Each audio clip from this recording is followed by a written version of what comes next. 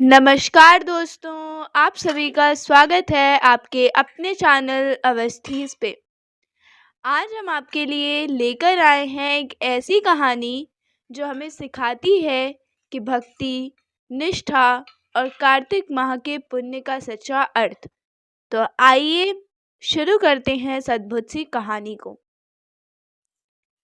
बहुत समय पहले की बात है।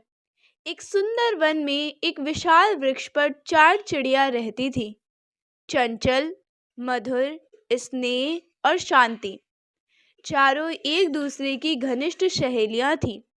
हर दिन वे साथ खेलती, गाती और भगवान का नाम लेती। एक दिन कार्तिक माह आने वाला ही था। सुबह का समय था।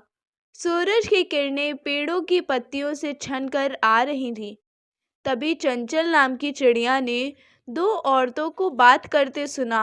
वे कह रही थी, भले ही हम कुछ ना करें, लेकिन कार्तिक स्नान, व्रत और दीपदान करने से बड़ा कोई पुण्य नहीं होता। यह सुनकर चंचल बहुत प्रसन्न हुई। वह उड़ गई और अपनी तीनों सहेलियों से बोली, सुनो, मैंने 2 औरतों को कार्तिक माह के व्रत फल की चर्चा करते हुए सुना। अगर हम भी इस माह गंगा स्नान करें तो शायद हमें भी भगवान का आशीर्वाद मिल जाएगा। तीनों सहेलियां राजी हो गईं। वे सब मिलकर बोली, तो चलो इस कार्तिक माह हम गंगा तट पर चलकर स्नान भी करेंगे, पूजा भी करेंगे और व्रत भी करेंगे। अगले ही दिन चारों चिड़िया उड़कर गंगा जी के किनारे पहुंच गईं। वहां उन्होंने एक विशाल पीपल के पेड़ पर अपना घोंसला बनाया।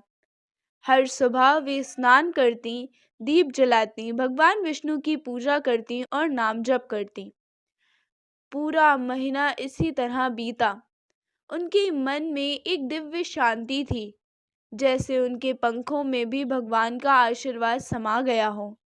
जब कार्तिक माह समाप्त हुआ और प्रतिपदा का दिन आया, तो चारों चिड़ियों ने सोचा, आज हम भगवान को खिचड़ी का भोग लगाएंगे।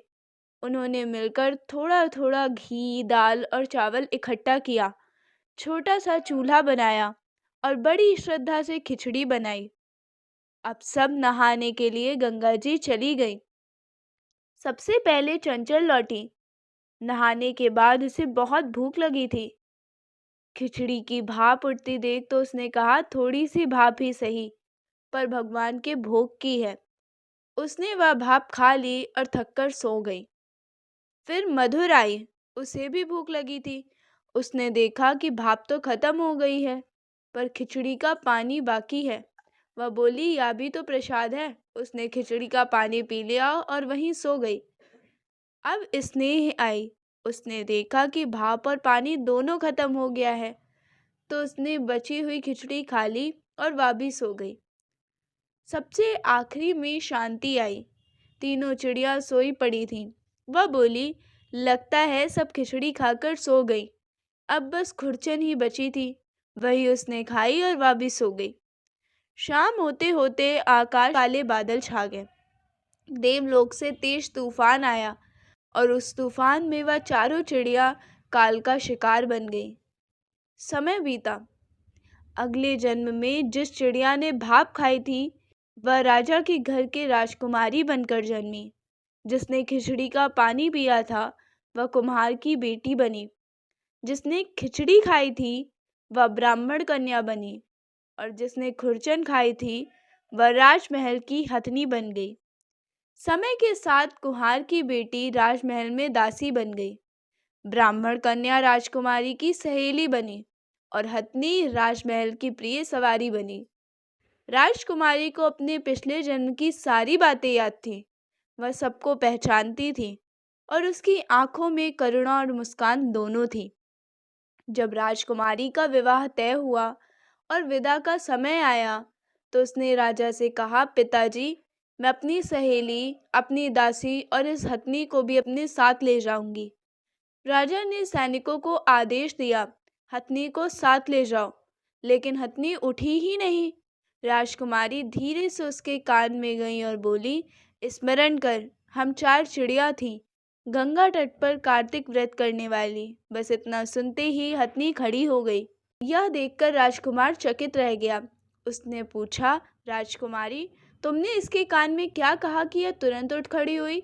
राजकुमारी मुस्कुराई और बोली कि यह हमारे पिछले जन्म की बातें हैं, और उसने सारी कथा सुना दी कि कैसे 4 चिड़िया कार्तिक स्नान करती थीं, कैसे उन्होंने व्रत किया, पूजा की और खिचड़ी का भोग लगाया। राजकुमार ने श्रद्धा से कहा, यदि कार्तिक स्नान से चिड़िया मनुष्य रूप में जन्म ले सकती हैं, तो हम इस वर्ष जोड़े से कार्तिक स्नान करेंगे। राजकुमार और राजकुमारी ने मिलकर पूरे कार्तिक माह स्नान किया, दान किया, दीपदान किया और हर दिन भगवान विष्णु का नाम लिया, और उसके फलस्वरूप उन्होंने इस लोक के सभी सुख भोगे और अंत में बैकुंठ धाम को प्राप्त हुए।